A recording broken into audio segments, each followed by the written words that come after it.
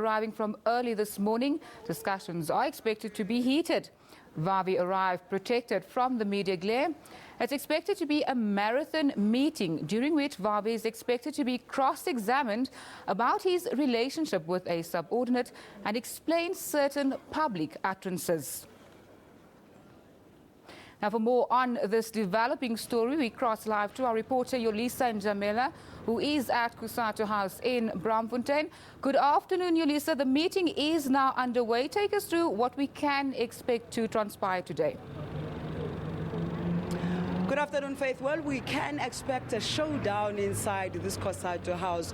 You remember that there's been a lot of tensions within the federation.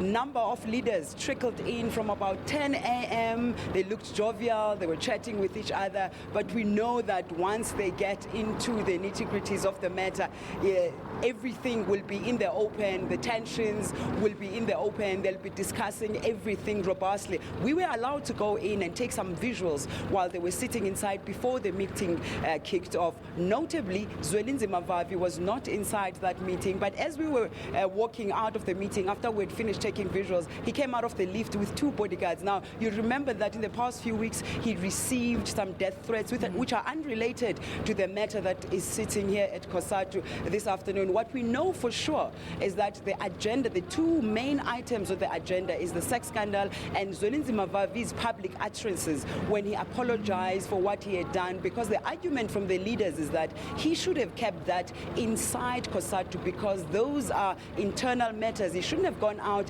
and admit in public and apologize in public. He should be doing it with the leaders inside there. The other aspect that we expect will be added to the agenda is that, remember, NUMSA had asked for this gathering to be cancelled, saying it is unconstitutional. But it is sitting now, and NUMSA leaders told us that if they do not succeed in having the meeting cancelled, they would rather come in and put that as an item on the agenda. The last item that we understand will be discussed is that Stu Dlamini, the president of Cosatu, went into public as well and declared that Zwelinzima Vavi has brought Cosatu into disrepute. Now, a number of leaders are saying he shouldn't have done that, even though Zwelinzima had already admitted that he indeed erred and he had sex with a junior employee in these offices. But the other leaders are saying the president shouldn't go in public and proclaim such statements. So we understand that those 4 items will be discussed in this building behind us, Faith. Now, any word on when exactly the outcome of this meeting will be made public, Yolisa?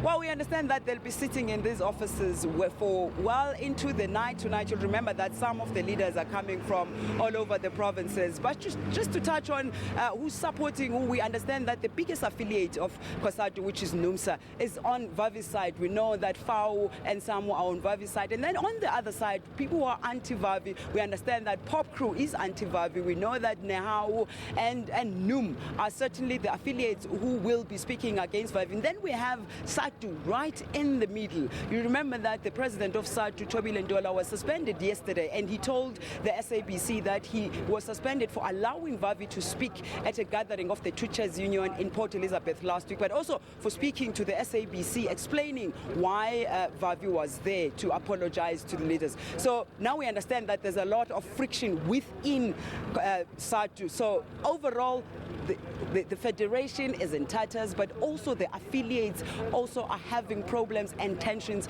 within themselves. All right, our reporter at Cosatu House in Braamfontein, that was Yolisa Njamela.